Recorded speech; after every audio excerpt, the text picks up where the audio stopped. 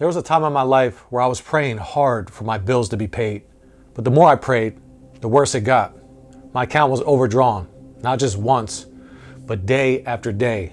I'd wake up, check my balance, and it was deep in the red. Why me? I wasn't being lazy, I was working hard. I was actually doing a lot. My energy was just misdirected. I was in church all the time, serving, showing up, doing what I thought was right, 3, sometimes 4 days a week. I truly thought I was putting God first. But what I didn't realize back then was that my first ministry isn't just a platform or a microphone.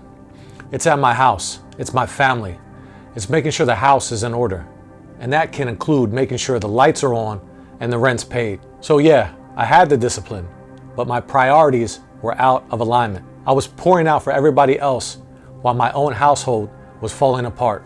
And that's when God started to deal with me. He was like, son, prayer is powerful, but you're going to need wisdom too. Wisdom is the principal thing. Therefore, get wisdom. And with all thy getting, get understanding. Proverbs 4:7. And looking back now, I know this. If God had answered that prayer the way I wanted, if he gave me the money without correcting my direction, I would have just messed it up, because a breakthrough out of order can become a mistake. And if you carry it before you're ready, what was meant to bless you can destroy you. So a breakthrough out of order, that can create a spoiled child, always crying for more, can't manage what they already have been given, wants the reward but resists the growth. And God loves us too much to bless us into destruction. So if you've been praying, crying out, asking God to show up financially, and still feel stuck, this message is for you. And if you watch until the end of this video, I believe you will never be the same again. So let's talk about prayer alone doesn't produce prosperity. Prayer is powerful. It aligns your heart with heaven. It opens doors in the spirit. But let me tell you, prayer alone does not prosper you. James 2:17 says, faith without works is dead. You can pray all you want, but if you're not moving in obedience, you're not partnering with God. You're just venting. God responds to faith in motion. He gives ideas, corrections, and strategy, not just handouts and money handshakes. Too many individuals are waiting for God to do something they were called to start building. You're not waiting on a miracle. You're avoiding the motion that activates it. This whole idea is what most people call faith, but it's really just spiritual procrastination, praying to avoid doing the real work. God wants your devotion, but he also wants your decision. Don't just petition, position. Prepare for what you're praying for. Be ready for when the time comes. So let's talk about wisdom is the missing ingredient. Proverbs 4:7, wisdom is the principal thing. Therefore, get wisdom. Most people don't have a provision problem. They have a wisdom problem. Solomon didn't pray for money, success, or fame. He asked for wisdom, and everything else followed. Most people don't need more money. They need better judgment. Wisdom is how God delivers miracles in seed form. It comes as insight, clarity, strategic nudges. In Ecclesiastes 10:10 it says, using a dull axe requires great strength, so sharpen the blade. That's the value of wisdom. It helps you succeed. So skill brings success. Hustle without skill is waste. Energy without wisdom is burnout. And I like to quote myself here, hard work alone won't make you rich. It's energy aligned with wisdom and direction that multiplies. So wisdom tells you, don't sign that lease. Don't launch yet. Don't overprice that product. Don't undercharge your value. Wisdom is spiritual. It protects you from unnecessary battles. And if you want to break free from broke, start by seeking wisdom like it's your paycheck, because in many ways it is. So let's talk about people stay broke because they stay in the same cycles. You're not in the same place because you lack talent. You're stuck because you won't confront the patterns in your life. Proverbs 26:11 says, as a dog returns to its vomit, so fools repeat their folly. When you don't operate in wisdom, you operate like a fool. And that's not to insult you, but that's talking to myself as well. Because I need to be reminded not to wake up and scroll, not to just run off into business without meditation, staying safe or staying comfortable, wasting time, pray, repeat. And I like to say routine can feel like progress till you realize it's just motion without meaning. When your identity becomes so familiar with the cycle, you stop trying to escape it. You get lulled to sleep by it. And the scary part is you'll spiritualize the cycle. You'll call it God's timing, but it's really just fear of change. So you're not waiting on the season, you're tolerating the cycles. Cycles break when you stop managing dysfunction and start demanding change. So get intolerant and use that as fuel to break the cycle. Say, I'm not going to stay in the same place anymore. And pain often precedes change. So let's talk about pain.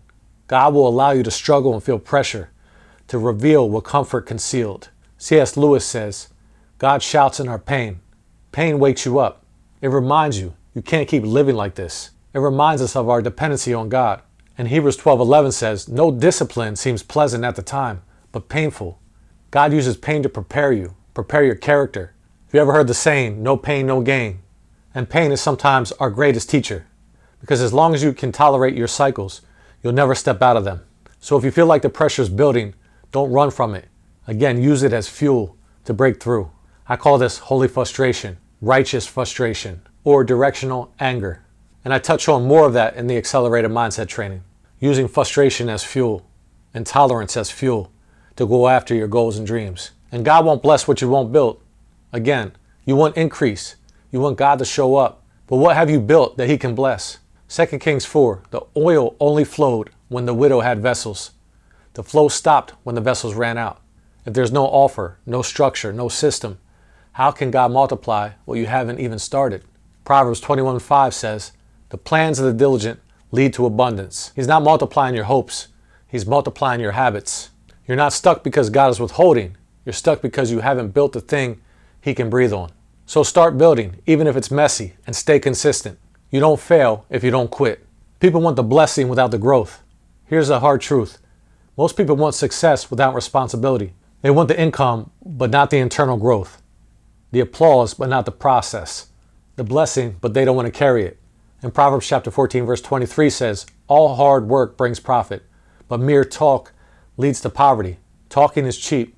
Movement matters. You say you want the crown, but can you carry the weight that comes with it? People want results, but don't want to level up their character, integrity, and standards. You don't need more gifting. You need more grit. And preparation is proof that you're serious about where you're going and believing God is going to meet you there. So let's talk about fear is the real opponent. Let's keep it real. Fear can be one of the enemy's most subtle tactics. 2 Timothy chapter 1 verse 7 says, God has not given us a spirit of fear. If God didn't give it, don't obey it. Fear says, what if I fail? What will they think? It's not the right time. Fear sounds like logic, but it can be spiritual resistance. Joshua chapter 1 verse 9 says, be strong and courageous. Courage isn't optional. It's a command. And if fear is what's stopping you, let this wake you up. Fear will keep more people broke than failure ever will. You don't always need more confidence. You need more courage. Confidence will come from doing the reps, and courage comes from trust. Obey God, even when you're nervous, because once you step, that's when heaven moves. So let's talk about how to break these cycles. Here's how you can break it.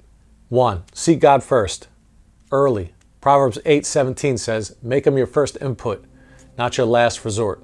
Number 2, write the vision. Habakkuk 2:2, clarity is spiritual. Get it out of your head. Get it out of your head and write it down.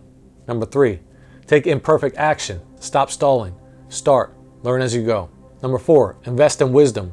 Proverbs 1:5, study, learn, grow.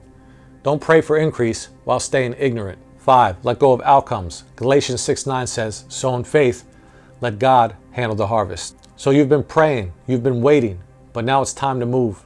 And that's it for this video. If this video has somehow changed your life in some way, don't forget to like, comment, and subscribe, and share it with somebody who might need it. And if you want to sharpen your focus for more wealth, I invite you to check out my accelerated mindset training. This is the exact mindset that changed my life forever. How I'm going to get more done in less time, how I'm going to stay hyper-focused, and to start crushing my goals like clockwork. And I also just launched the one-person business digital empire blueprint, where I show you how I made a whole salary online with the principles in the training. Links down below. Build your empire. And if you need any help or have any questions, feel free to reach out. And the Power to Get Wealth book is still in progress. I'm going to try and finish it up in the next few months. And lastly, if you want to work one-on-one, I had a few people reach out. Go to the accelerated.permanentvacationempire.com down in the description. This is for the serious one-person digital empire brand builders, where I help you build out your whole business. This is completely hands-on, me and you. And again, that's it for this video. Be blessed, and I'll see you on the next one. I'll see you soon.